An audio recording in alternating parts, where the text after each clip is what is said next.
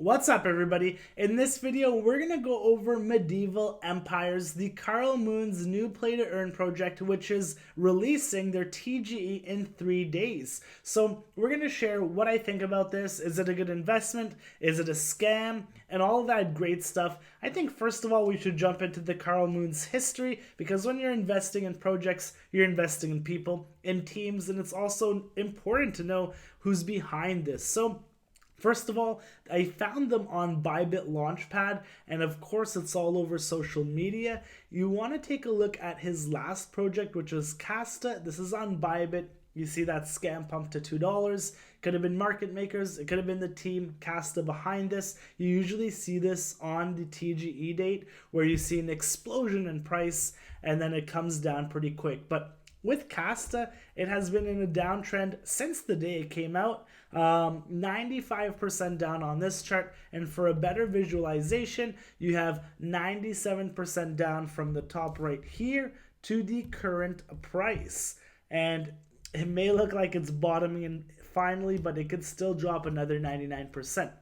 The Carl Moon has had a lot of allegations against pumping and dumping, promoting coins without giving awareness to his community that he is doing so. So he hasn't been so loved in the crypto space, but he has a huge following. He's doing YouTube and crushing it, so I'll give him a congrats on that. But Zach XBT called him out, and he looked at the Casta tokenomics, and he's like, 23% of the total supply is split with seed plus private round in advisors. Pretty high. Then they state 32% of the proceeds is for marketing. Only 2% of the public round and initial market cap of 100. And then he goes into his concerns and all of the social media influencers that are shilling this. And then it was later found that the Carl Moon actually stepped down from Casta, so I'm not sure who's running it now, but he also includes him in the top 10 worst accounts to follow crypto trading, and he is number 9. And I'm just including that because you want to know all of these things before you invest into a project where the Carl Moon is co-founder of. You're investing in people when you're investing in projects. And this is him also live on YouTube, which he has the image of trading millions and multi-millions of dollars, but he was caught trading on a demo account and acting like it was a real account. So I just want to put that in before we jump into Medieval Empires, because it's important to know, as I mentioned, when you're investing in teams, would you want the team to be credible, be trustworthy, or do you want somebody who has a lot of allegations against them, who's been caught dumping on his community and has been caught demo trading with the impression that he's supposed to be on a real account, so you can actually trade with him and use his affiliate links. So let's dive into the good stuff. Medieval Empires, here is the front page. He is a big actor. I'm not a fan, or I haven't watched his stuff, so I have nothing against him at all. But I think my idea is they're leveraging his network to get into this play to earn. So Engin Altan Deziatin, sorry if I butchered that, but he's a world-renowned movie and TV star. You actually have no information of what Medieval Empires is on their front page, but it is a play-to-earn game, and you can see join millions of players while building, exploring, and conquering land, fortune, and glory in a blockchain-powered historical world. There's not millions of people, so that's just a straight-up lie. There's 15,000 people in Discord, 15,000 people in the Telegram. And what I found on their YouTube as well, there's actually no videos of their gameplay. There's no videos of, development of their gameplay. It's all just AMAs and other social media influencers pretty much just promoting the game. And they're like showing tutorials on how to set up a MetaMask, or it's mainly of the Carl Moon or other team members hosting AMAs. But this is pretty much what you'll see. You don't actually see the gameplay, which I'd love to see from a play-to-earn game. Like, we want to see what you're working on, what you have to show for, the NFTs inside there, the characters. It's a lot of hard work.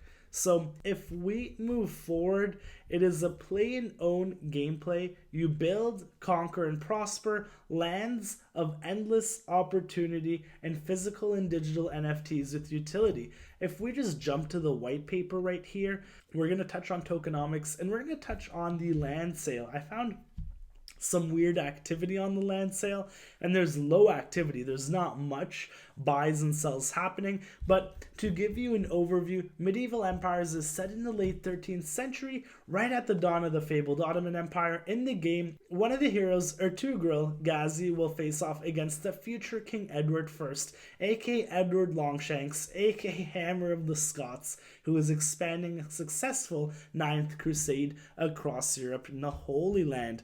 And then you have the player's journey, their goals. So short-term goals would be like battle invades, daily mission tasks, claim resources, produce items, and NFTs. Not sure why they spent NFTs like that. Trade, upgrade low-level building, and then it progresses into midterm goals, long-term goals, and then you can see the gameplay, which I actually wanted to see some proof of that, where they have potential like a demo or even a video of a demo or progression of building out the world or the land or the players, whatever it may be. And you don't see any of that right here. As I mentioned, I wanted to touch on the land.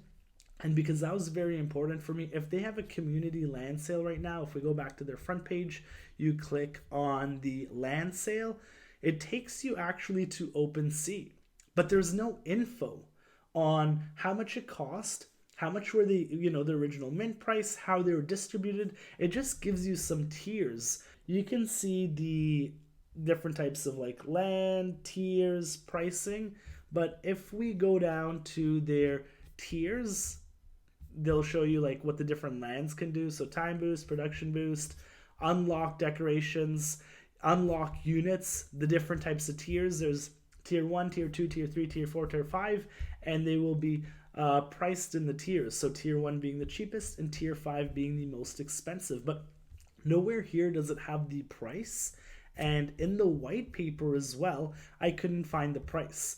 And you can see that just this page was last modified 6 days ago. But if you look at the other pages, so here like 4 months ago, 4 months ago, 4 months ago, and with the land sale like currently going on, you'd think that they would update it with a price or structure how it's happening or where the NFT secondary market fees are going. And if we actually go back here, and they have none of this, it doesn't say it, it just says land will be sold on different marketplaces in multiple different tiers. So if we go back here, if we click one of the land pieces, it'll take us to Opensea. We'll click just a random land piece and then go to Opensea.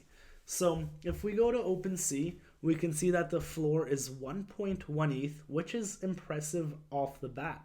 But there's only 171 items. This was created September 2022, and I want you to remember that. It's on the Polygon chain, and there's only 49 owners. Majority of them are still owned by Medieval Empires, so they're actually selling them. And I'm not sure if they're competing with other people who've bought them for cheaper and sold them. Because if we look at activity, first of all, they're not as popular. This was sold 4 days ago, and then the rest was 17, 17, 18, 20, 20, 20, 2 months ago. So there's a huge jump from 20 months or 20 days to 2 months. That's a huge spread. There's like no interest. There's supposed to be millions of players, right? There's no interest. There is their TGE in 3 days. So you would seem that these would be sold out, especially land in a metaverse or in a play to earn game. Land's very popular. But I was starting to look at some of these sales because they were selling it for 0.3, 0.4. This is tier. Let's take a look at that. You can see, let me just jump to tier 5. This is tier 5 selling for 2.7, and then 3.8. So if we just jump to Medieval Empires page right here, you can see their collection. Their tier 5 is now almost at 6 ETH. Let's just say 5 Ethereum. So I know there's different like locations and things like that, but it's at 10 ETH. So why were they selling them for cheaper? And they've slowly raised the prices. And you can see in some instances, because I've looked at them, where they've listed it and it expired. So list for 3.8, list, and now they've listed it for higher 4 days ago. So this was listed 3 months ago for 3.8 ETH, and now it's listed for 6.25 K, 3.5 ETH to USD, and that is 4,400. So did they raise up the price themselves, looking like there's some demand? Because I looked at some of these purchases like CV, and these are some of these accounts. This was created September 2022, and the NFT collection was created September 2022. And what it's weird is like he bought one and he's buying these tier 5s for expensive. Like this guy's spending a ton of money. 4.5 ETH, and then 2.7 ETH, and then 0.8 ETH. And then this one is weird. He got it for free. So, you know, there was not, I've never read a mention of giving land away, tier 5 land. This is not tier 5, actually, tier 2. I didn't see any mentions on the white paper. I didn't see any mentions on their website. And this person, you know, coincidentally made their account. And I mean, this could be just a huge coincidence, but they had it minted. So, and what's weird is they tried to list this for 2.4. They didn't sell it. And then they actually just transferred it 14 hours ago to CVV. And CVV has only bought land on other metaverses, maybe to make it look more legitimate. But I started looking at other accounts and they've purchased 2 or 3 NFTs and then they got one for free. So maybe there was some promotion where you buy land and you'll get one for free, but it's just kind of sketchy because 1, the collection is not popular at all. 2, why did they not do INOs? They could have successfully used multiple launch pads. Like we're looking at Bored Ape Golf Club, and they have 100 here, 500 there, and they've done it in a proper structure, in a proper manner. There's no info on how much these NFTs should have been sold from, how much they should be sold originally. There's just no information. There's not much activity at all. So it kind of looks like you'd be a sucker to buy one of these NFTs if I'm being straight up with you. You know, the last sale 4 days ago, then it goes to 17, then it jumps to 2 months. And then most of these buyers, as you can see, 29%, 29% is unique owners. So most of these people hold multiple of them. There's only 49 owners. So I would not jump into their Medieval Lands OpenSea sale. That's kind of looking sketchy to me. Even if you look at best offer, like nobody's even wanting to offer on these 0.152. There's no volume.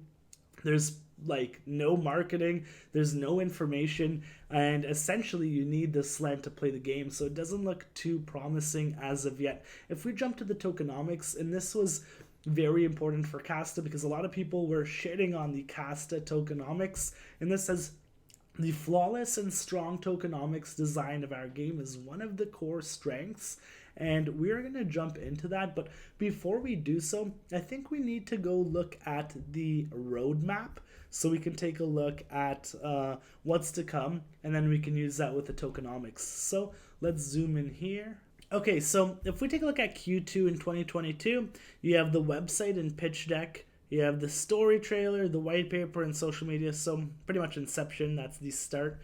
Then you have Q3 2022, seed and private round, the engine and Carl interview, founders public announcement in Istanbul, AMAs and Q&As, and okay, so not much development, honestly. Given it's a play-to-earn game, there's a lot of development needed, and there's not much information than just fluff right now. Like website and pitch deck, white paper, social media, you put that in a roadmap. Most of the time you have that before releasing your roadmap. Anyways, Q4 2022, TGE. So TGE is in 3 days.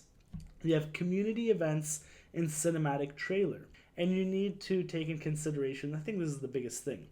Q1 2023 is Province Map Internal and MVP Desktop Release Alpha. And then you have the MVP Desktop Release Beta. So, you know, we've invested in a few games ourselves, and the Alpha is sometimes called the Beta. So I'm confused what the Alpha or the Beta is here. But pretty much, if you take a look at it, and most of this shit is also usually delayed. It won't be released by Q2 2023 or Q3 2023. If they're lucky, it'd be the end of the year next year. And even that, there's like no proof or any visual proof that they're building a game or how it looks or anything along those lines. What I'm trying to get to is they're releasing the token in 3 days, and they haven't given any like clear indication of when the game is coming out. So you're just gonna see sell pressure, massive sell pressure every day till the game comes out. There's no reason to hold the token. There's no reason to launch the token right now without the game, because literally people just have the need to sell it. If it goes up, they'll sell it. If it's going down, they're going to sell it. There's no usage, there's no utility, there's no reason for anybody to hold it. So if we go back to the tokenomics, so with token allocation, seed and private, they get 21%. And that was kind of the same issue that Zach XPT had with Casta. And that was with Casta, and he's like 23% of total supply split between seed and private round and advisors, actually. So if we add the advisors now, that is 21, that would be 26%. So that's more than the Casta together. And public IDO, last time they got 2. This time they get 3% plus an IEO, because I guess 3% is going to BYBIT. And then IDOs are going to all the launch pads that they had. And then 1% to BYBIT on their initial exchange offering. And you can see that the initial exchange offering, they're paying the most on BYBIT. So people on BYBIT are getting rinsed. People on IDOs are getting a better price. I'm not sure why BYBIT would negotiate that type of deal, especially when they have such close relations with the Moon, Carl. That does not make sense to me. Maybe because actually they have a 100% unlock date instead of the vesting. So that brings some clarity to that, actually. But if we take a look at the lock period, 2 months, and then daily vesting. So they don't have much of a long lockup, giving, as we just said, that the game's probably not coming out to Q2, where it said the demo's coming out to Q2. So that could be 6 months, and they're getting their tokens from 2 months from now, so sometime in February, and they only have the option to pretty much dump. What, are they just going to wait for a game that comes out to use them? Most investors, especially in seed and private, want to reduce losses. They're going to take out their initial. They're going to probably be selling every day, and the price is probably going to be going down every day. So that's something to look out for. Another thing, play and own, 20% is pretty standard. I don't know why they are unlocking that in 2 months either, if their game's not going to come out for 6 to 12 months. So you have to trust that they do not dump that. As I'm assuming it's a smart contract, it'll be sending it to an address, and you just need to trust them like a trust me bro. Exchanges, 5%. And does that count of all liquidity? Exchanges and liquidity, 5%, I guess, which is low. If we compare it to Outer Ring, which I'm going to switch over to, advisors is 5%, team is high at 15%. And not only is advisors high at 5%, I guess that's sometimes average, but their unlock is 4 months. So more than likely, they'll get an unlock before the game even comes out, and they're going to be dumping. Team, 12-month lock, that's normal, but the 15% is extremely high. And then this one didn't make sense to me either, which was social projects. I feel like, and that's unlock at 2 months as well, that's just going to be dumped. And I feel like this, there's no, substance to this. This social projects, what does that mean?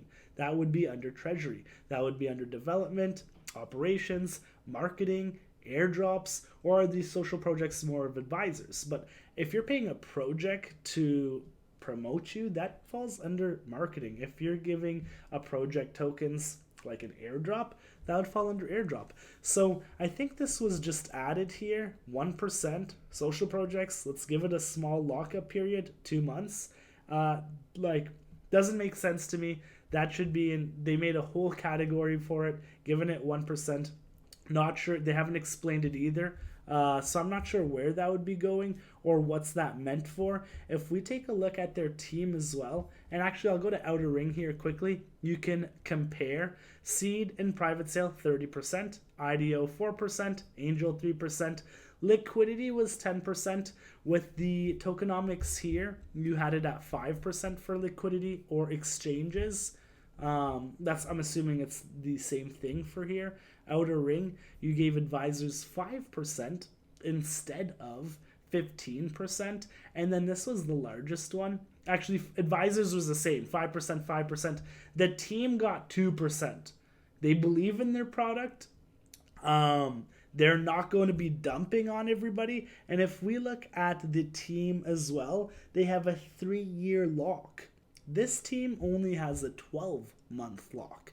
And it just shows you that this team is confident in what they're building, and they're not going to be dumping on their users. So I just wanted to point that out. And then social projects, as I said, if anybody knows what that means, explain it to me, as I don't. It looks like they've actually hired a lot of people who have experience with games and developing and shipping games. I wanted to note this out as well with the moon right here. It says co-founder, but at the front of the page, so if we go back to the page here and you go to team, and you see Carl here, it says angel investor. So is he trying to remove himself from any doing of the project, any leadership roles of the project, or is he simply just an investor? But on the white paper, that he is a co-founder. But on the front of the page, it says that he's just an angel investor. This was last modified 2 months ago. If you look at that, the advisors, actually pretty decent advisors.